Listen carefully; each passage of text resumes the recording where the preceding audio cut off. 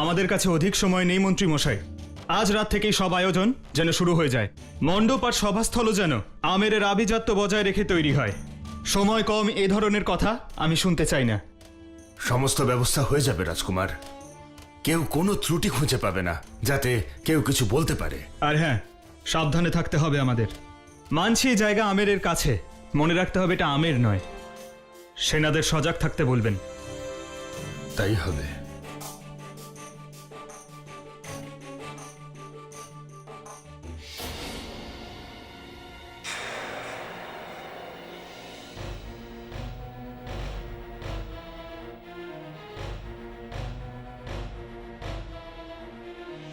দাদা, দাদা,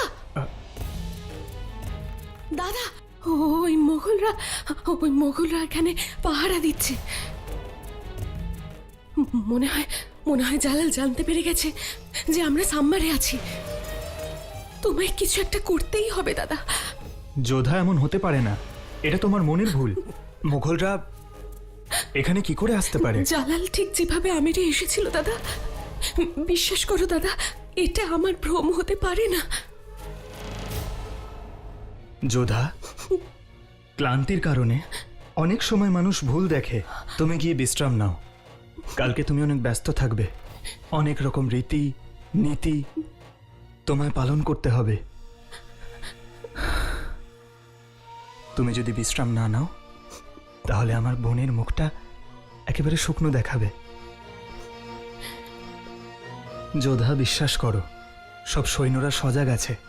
এখানে কোনো মুঘল আসতে পারবে না। দাদা, মোগলদের আমি ভয় পাই না, কিন্তু আমি ভয় পাই জালালউদ্দিনকে।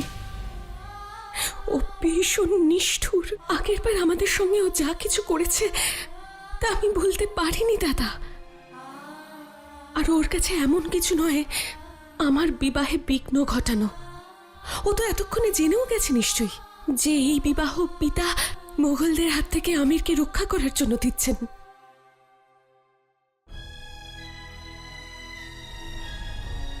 যোধা, আমি বলছি তো, তোমার ভয় পাবার কোনো প্রয়োজন নেই।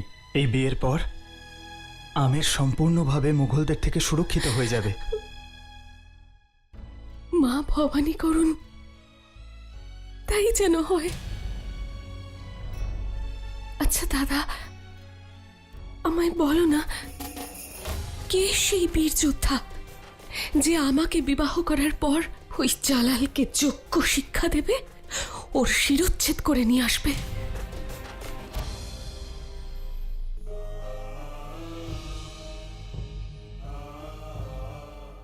যোধা, আগামীকাল তোমার বিয়ে, আর এরকম শুভক্ষণে এসব কথা ভাবতে নেই। তুমি যাও, গিয়ে বিশ্রাম নাও।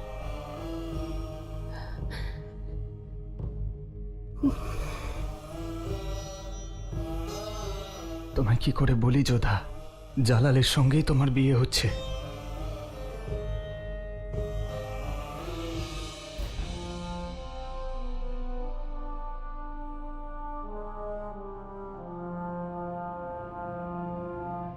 সালাম শাহেনশাহ। আমিরের 3 রাজকুমারকে আপনার সামনে এনে উপস্থিত করেছি।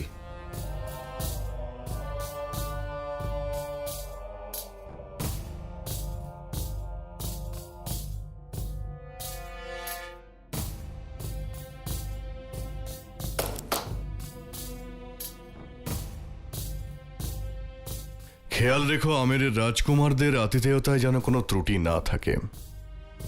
ওনারা এখন কোনো কয়েদি নন, ওনারা আমার আত্মীয় হতে চলেছেন। আমি ভেবে দেখলাম বোনের বিয়েতে দাদাদের অবশ্যই উপস্থিত থাকা উচিত।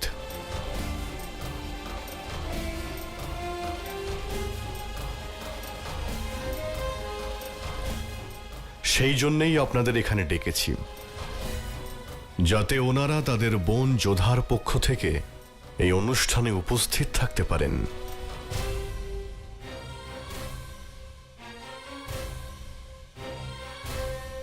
ভয় পাবেন না, আপনাদের পিতা এবং অন্যান্য আত্মীয়রাও সময় মতো অনুষ্ঠানে পৌঁছে যাবেন। আমি চাই আপনারা তিনজন মুঘল বাদশার এই অনুষ্ঠানে হাসি মুখে উপস্থিত হন। শরীফুদ্দিন, ওনাদের মুক্ত করে দাও। ওনাদের তিনজনকে সসম্মানে সাম্বারে পৌঁছে দেওয়ার ব্যবস্থা করো। যেমন বলবেন শাহেনশাহ। চলুন।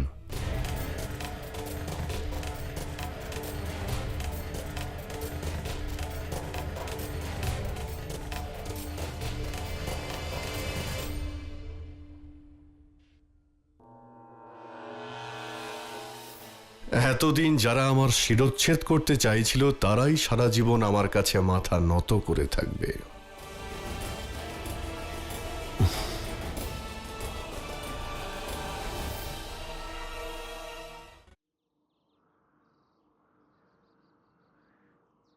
আপনার তরোয়াল আপনার কাছে ভীষণ প্রিয় শাহেনশাহ। শীত হোক বা গ্রীষ্ম বা বর্ষা, সূর্য উঠতে ভুলে যেতে পারে, কিন্তু আপনি আপনার তরোয়াল নিয়ে অনুশীলন করতে কখনো ভোলেন না। জালাল যোধাকে বিয়ে করার জন্য সেনাবাহিনী নিয়ে পৌঁছে তো গেছিলেন, কিন্তু তিনি তরোয়ালবাজির অনুশীলন একবারের জন্য ভোলেননি। এই তরোয়াল আমার সারা জীবনের সঙ্গী। আমার শাহিনশাহ হওয়ার আগে থেকেই ও আমার সঙ্গে আছে। আমি যদি ওর সঙ্গ ছেড়ে দিই তাহলে আমি আর শাহিনশাহ থাকবো না। তুমিও তৈরি হয়ে নাও, আজ তোমার সঙ্গে অনুশীলন করব।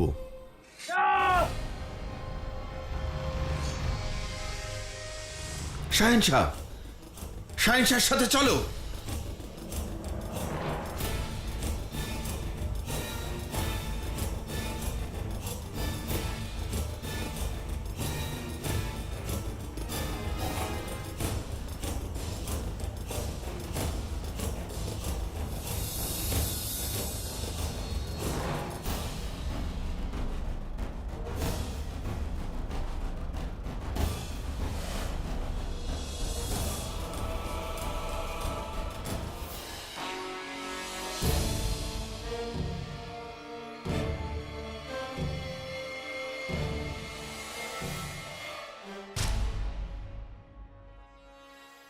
নিজের শত্রুকে কখনো সুযোগ দিতে নেই,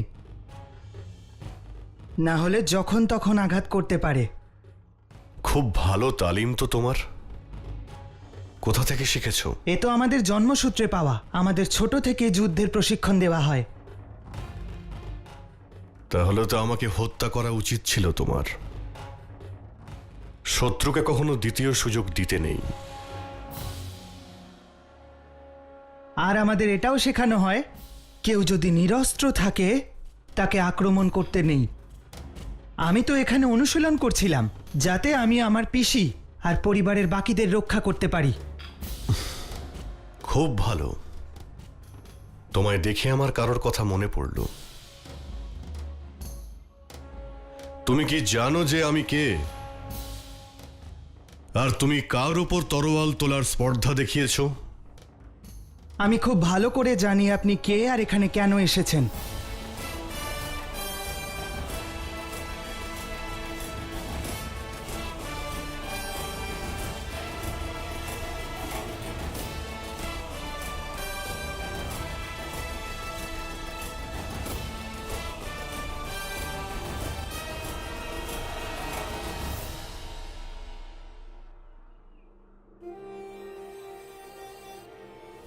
খোদাকে ধন্যবাদ যে আপনি ঠিক আছেন শাহেনশাহ। কিন্তু আপনি কোথায় চলে গেছিলেন?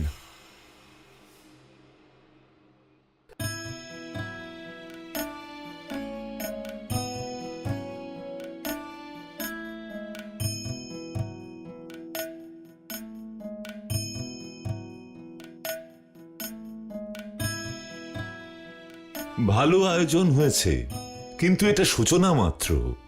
আশা রাখি সমস্ত বিবাহ অনুষ্ঠানটাই এভাবে সম্পন্ন হবে।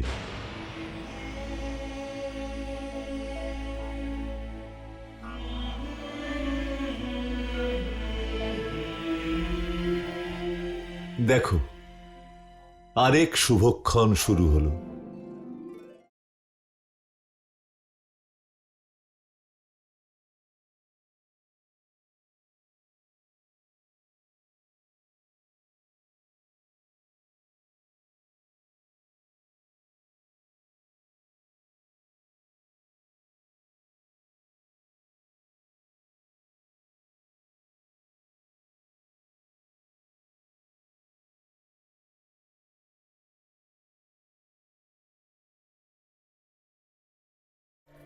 স্বাগত তোমাদের আমেরের যোদ্ধারা।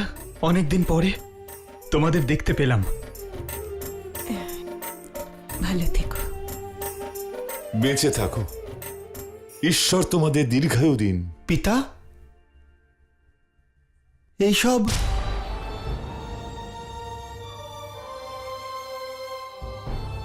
এখন বিশ্রাম নাও, বাকি কথা পরে হবে। সবাই এখানে ভীষণ আনন্দে রয়েছেন। হ্যাঁ, কিন্তু যোধা এই বিষয়ে এখনো কিছু জানে না। কি কি জানে না যোধা? এটাই যে ওর বিয়ে জালালের সঙ্গে হচ্ছে।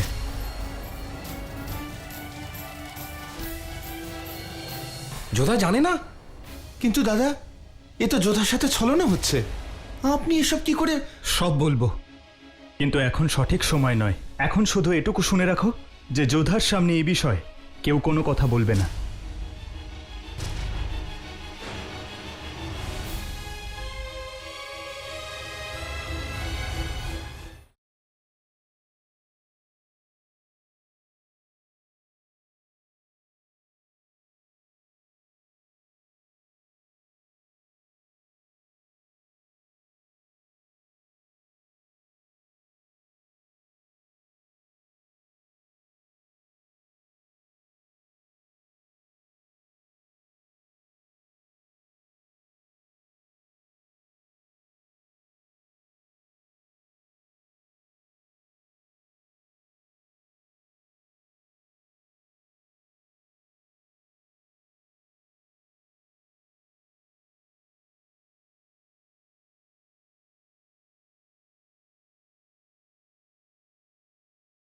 পিতা যখন কথা দিয়েছিলেন, আমি বিশ্বাস করেছিলাম যে তোমরা তিনজন ফিরে আসবেই।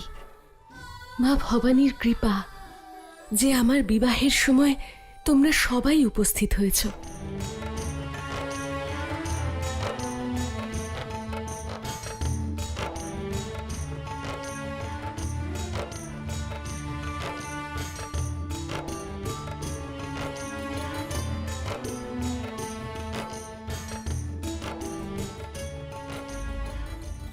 মা, এবার তো যোধা জানতে পারবে যে ওর বিয়ে জালালের সাথে হতে চলেছে। মা, আমার খুব ভয় করছে। যখন ও জানতে পারবে তখন ও কোনো অঘটন ঘটিয়ে না ফেলে। এই বিষয়ে আমি রাজপুরোহিতের সাথে কথা বলেছি। উনি একটি উপায় বলেছেন। কি কি উপায় মা? কঙ্কন বন্ধন। কঙ্কন বন্ধন? হ্যাঁ ময়নাবতী, একবার যদি এই নিয়মটা হয়ে যায় তাহলে ওই নিয়ম অনুযায়ী বর আর কনে বিয়ের আগে দুজন দুজনকে দেখতে পারবে না। যোধা আর জালাল বিয়ের পরেই দুজন দুজনকে দেখবে।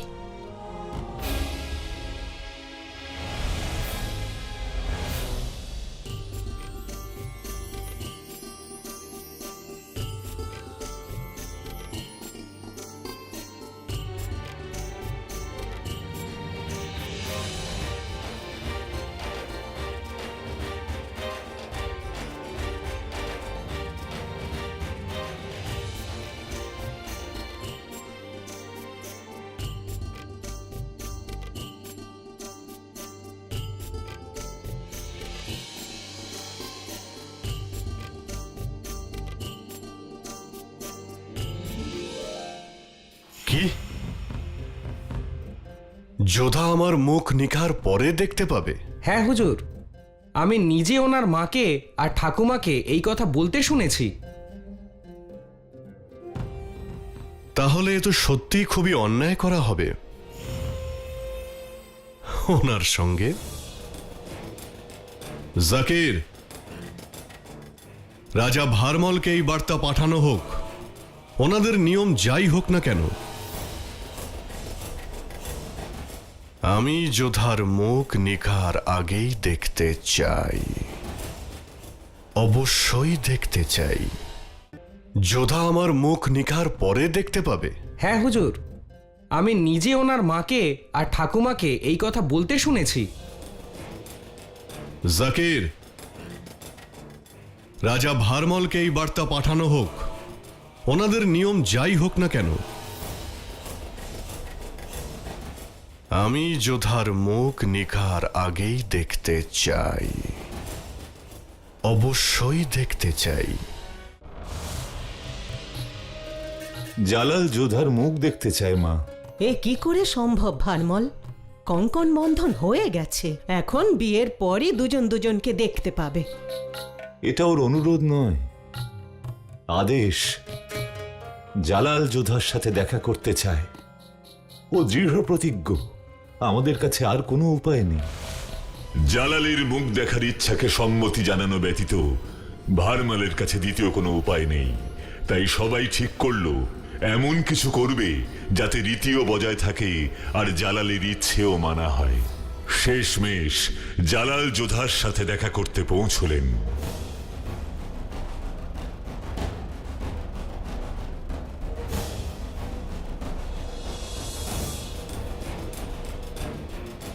মোগল ওরা বিশ্বাসঘাতক। একবার যদি ওই মোগলটাকে ধরতে পারি, যার নাম জালাল, তাহলে এই ঘিয়ের দিব্যি বলছি, রাজ কারাগারে ঢুকে এই গরম ঘি ওর গায়ে ঢেলে দিতাম।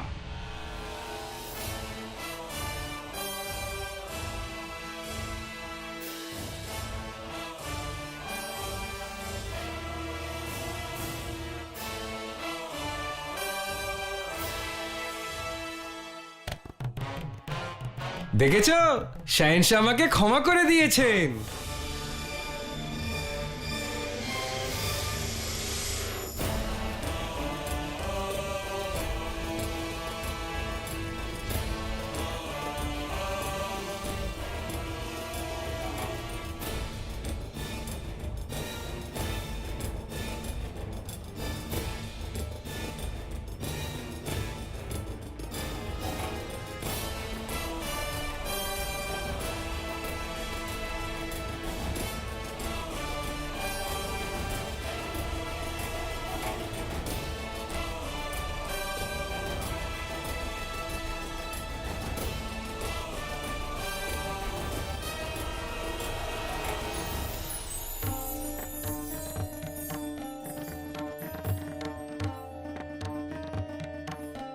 শাহেনশাহকে স্বাগতম। আসুন। ক্ষমা করবেন শাহেনশাহ, কিন্তু ভিতরে আসার পূর্বে মহারানী আপনাকে অভ্যর্থনা জানাবেন। এখানে আপনি এসেছেন বড় হয়ে, আমরা সবাই অত্যন্ত খুশি হব যদি আপনি রীতি মেনে অভ্যর্থনা করার সুযোগ দেন না।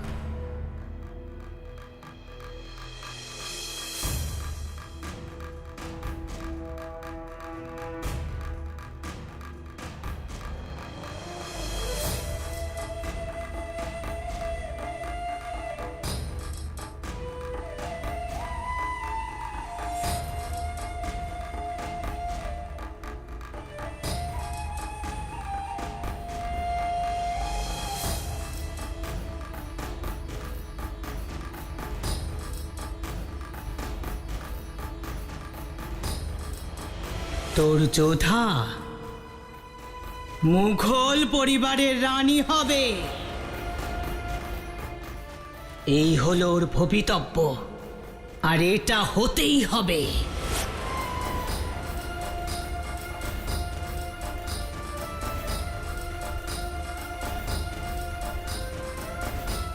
হুজুর, মহারানী হয়তো আপনাকে তিলক পরাতে চাইছেন।